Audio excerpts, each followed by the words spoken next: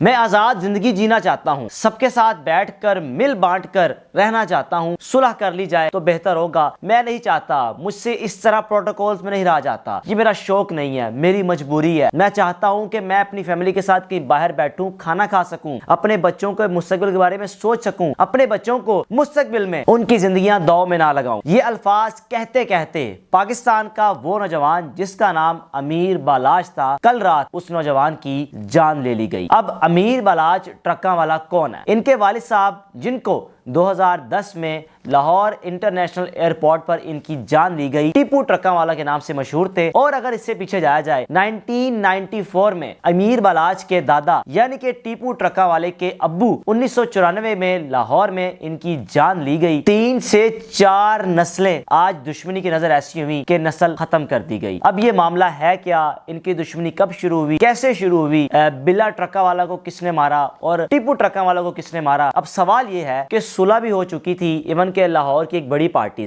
Sohail Shaukat but, Israr but اور امیر بالاچ، ان تمام تینوں پارٹیز میں صلح ہو چکی ہوئی تھی، لیکن اب یہ کس نے جان لی، یہ بڑا ایک سوالیہ نشان ہے۔ آنے والے وقت میں پتہ چل جائے گا کہ امیر بالاچ کو کس نے مارا۔ اب امیر بالاچ 2010 میں اپنے والد صاحب کے قتل کے بعد پاکستان آ گیا، یعنی کہ 2006-07 سے باہر تعلیم حاصل کر رہے تھے۔ ان کے بقول کہ میں اچانک ہمیں پتہ چلا ٹی وی کے ذریعے کہ میرے والد کو لاہور انٹرنیشنل ایئرپورٹ پر مار دیا گیا۔ کہا کہ وہ ہمارے لیے ایک ایسا مومنٹ تھا کہ سمجھ نہیں آ رہی تھی کہ ہم کریں کیا۔ اس کے بعد یہ نوجوان پاکستان واپس آیا اور انہوں نے کہا کہ جب فیملیز بیٹھی، رشتہ دار بیٹھے، اکثریت رائے یہ تھی کہ اپنا سارا کاروبار ختم کر کے پاکستان چھوڑ جانا چاہیے، دوسرے ملک میں شفٹ ہو جائیں۔ اب امیر بالاچ ان کا جتنا بھی ایریا شاہ عالم کا، جو کہ لاہور کے رہائشی بہتر جانتے ہیں، شاہ عالم مارکیٹ کے گرد و نواح ان کے دادا ابو، ان کے ابو اور ان کا اپنا ٹرانسپورٹ کا بزنس تھا۔ اب انہوں نے اپنے ایک انٹرویو بتایا تھا آج سے 2 سال قبل اردو پوائنٹ کے پلیٹ فارم پر، پاکستان کے معروف صحافی فاروق شہباز وڑائی صاحب کو اپنی زندگی کا احوال بتایا اور کہا کہ بڑی مجبوری، بڑی تنگیوں کے بعد میں آج کیمرے پر آنے پر مجبور ہوا ہوں کہ میں بتا سکوں کہ ہم لوگ زندگی کیسے بسر کر رہے ہیں۔ میرے گھر کے 4 افراد، میری نسلیں 2 ختم کی گئیں، اس کے بعد بھی مجھے ہی جیلوں میں ڈالا جا رہا ہے، اس کے بعد بھی مجھے ہی پریشانیوں کا سامنا ہے، اس کے بعد بھی میری ہی خاندان کو مقدمات کا سامنا ہے۔ اپنی کرودات بتائی،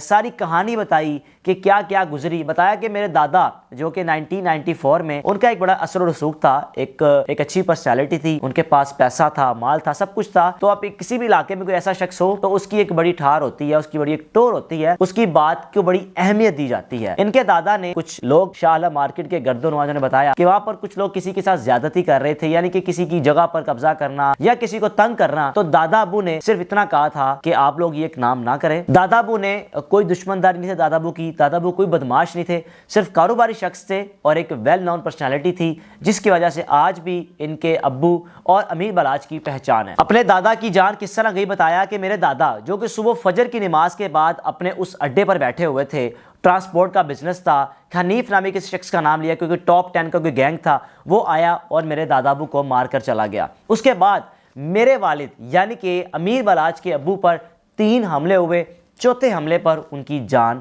چلی گئی۔ پاکستان آ کر انہوں نے عدالتوں کا دروازہ کھٹکھٹایا۔ ہم نے فیصلہ کیا کہ ہم قانون کا سہارا لیں گے اور اپنے والد صاحب کے جو قاتل ہیں، جنہوں نے میرے والد صاحب کی جان لی، ان کو قانون کے کٹہرے میں لا کر، ہمیں انصاف چاہیے، ہمیں کچھ نہیں چاہیے، ہم نے کسی کو نہیں مارنا، ہمیں صرف انصاف چاہیے۔ اس نوجوان کا ایک ہی انیشیٹو تھا اور اسی پر یہ قائم تھا۔ بقول ان کے ایک غیر لائسنس شدہ پسٹل کا مجھ پر پرچہ کر دیا گیا۔ بتایا کہ میرے پاس 35 سے 40 اگر رائفلز ہیں یا میرے پاس اسلحہ ہے تو اس میں ایسا کیا ہوگا کہ صرف ایک اسلحے کا میرے پاس لائسنس نہ ہو اور آپ مجھے جیل میں ڈال دیں، ایسا بالکل بھی تھا۔ وہ صرف ایک بہانہ تھا۔ بتایا کہ جب مجھے جیل میں ڈالا گیا، مجھے بتایا گیا کہ آپ صلح کیوں نہیں کر لیتے، یعنی کہ ان پر پریشر ڈالا گیا کہ جنہوں نے ان کے والد صاحب کی جان لی تھی ان کے ساتھ آپ صلح کر لو۔ انہوں نے کہا کہ میں چاہتا ہوں معاملہ ختم ہو، جنہوں نے جان لی وہ جیل میں ہیں، قانون جانے اور انصاف جانے، ہم نے ان کو پکڑوا دیا، وہ جیل میں ہے، ہم کیسے بھی معاف کر دیں۔ اب اس نوجوان نے جب یہ فیصلہ کیا اپنے خاندان میں، ہم نے باہر نہیں جانا،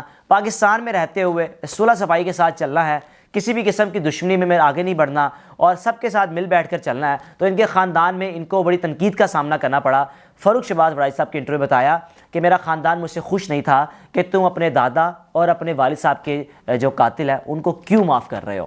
انہوں نے کہا کہ میں نہیں چاہتا کہ میں اپنی آنے والی نسل کو دشمنی دوں، اور میں نکل نہیں سکتا، مجھے پروٹوکول کا شوق نہیں ہے۔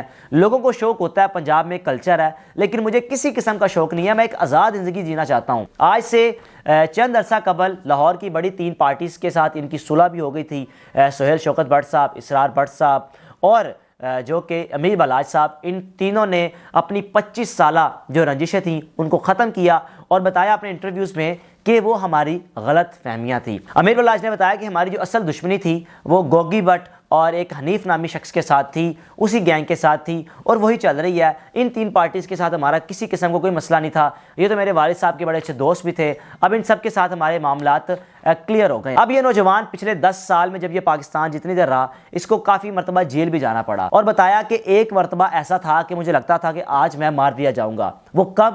جب اس کو پسٹل کے کیس میں جیل میں ڈالا گیا، ان کو کوٹ لکھپت جیل لے کر جایا جا رہا تھا۔ انہوں نے کہا کہ مجھے کسی طریقے سے پتہ چلا کہ آپ جس جیل میں آپ کو لے کر جایا جا رہا ہے، اسی جیل میں آپ کے دادا اور آپ کے والد کے جو قاتل ہے وہ موجود ہیں۔ کہا کہ میں کسی نہ کس طریقے سے اثر و رسوخ استعمال کر کے، جو کہ میرے والد صاحب کے کزن ہے بلال یاسین صاحب، اس وقت نون لیگ کی گورنمنٹ تھی، وہ منسٹر تھے، ان سے ریکویسٹ کر کے میں نے کوٹ لکھپت جیل جانے کے بجائے کیمپ جیل میں گیا کہ مجھے پکی رپورٹ ملی تھی کہ میں اس دن مار دیا جاؤں گا۔ اب یہ نوجوان رات کو چون کے علاقے میں کسی شادی ہال میں موجود تھے، ایونٹ میں موجود تھے۔ ایک کیمرہ مین جو کہ مووی بنا رہا تھا، وہ اصل میں فیک کیمرہ مین تھا، جھوٹا کیمرہ مین بنا ہوا تھا۔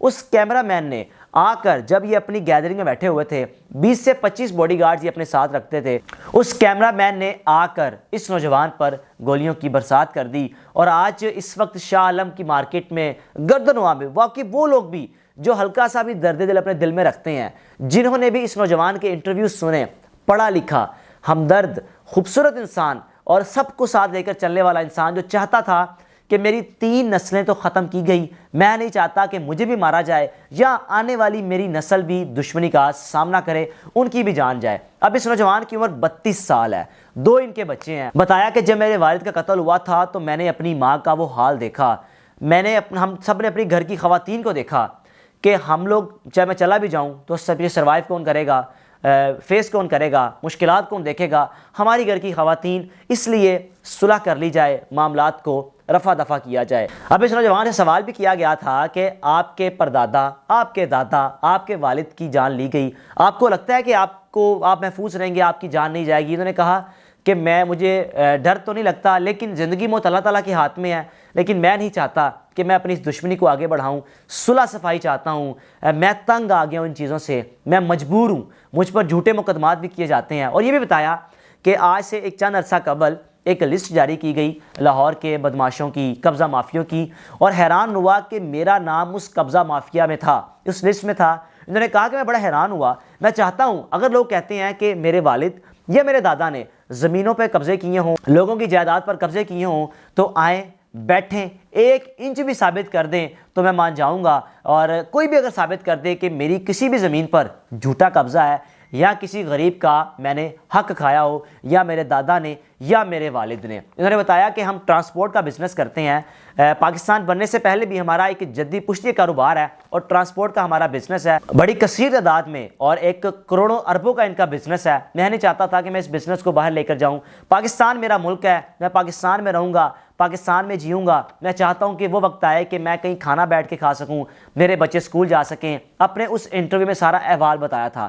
آج نماز جنازہ میں ایک بڑی تعداد میں لوگوں نے شرکت کی اور ہر آنکھ اشک بار تھی، یہی کہہ رہی تھی کہ یہ نوجوان بہت اچھا تھا، یہ کسی کے ساتھ دغا بازی نہیں کرتا تھا، دشمنی نہیں رکھنا چاہتا تھا، سب کے ساتھ پیار سے رہتا تھا، محبت سے رہتا تھا۔ خوبصورت نوجوان جو کہ آج ایسی دشمنی کی گاڑ اتار دیا گیا کہ جس کے لیے وہ بار بار کوششیں کرتا رہا کہ یہ دشمنی ختم کر دی جائے۔ اب اور کہا کہ میں ان تمام نوجوانوں سے کہوں گا کہ میرے پروٹوکول کو دیکھ کر امپریس نہ ہوا کریں، یہ میری مجبوری ہے، پروٹوکول کا مجھے کسی قسم کا کوئی شوق نہیں ہے۔ لوگ مجھ سے تصاویر لیتے ہیں، امپریس ہوتے ہیں نوجوان کہ میں نے پروٹوکول رکھا ہوا ہے، میرے پاس گارڈز ہیں۔ بتایا کہ میرے پاس ایٹ اے ٹائم 20 گارڈز ہوتے ہیں اور میں نہیں چاہتا کہ یہ میرے ساتھ ہوں، بس میری مجبوری ہے۔ اور یہ بھی کہا کہ میں ان نوجوانوں کو پیغام دینا چاہتا ہوں کہ رب کا شکر ادا کریں کہ اگر آپ کو وراثت میں دشمنی نہیں ملی۔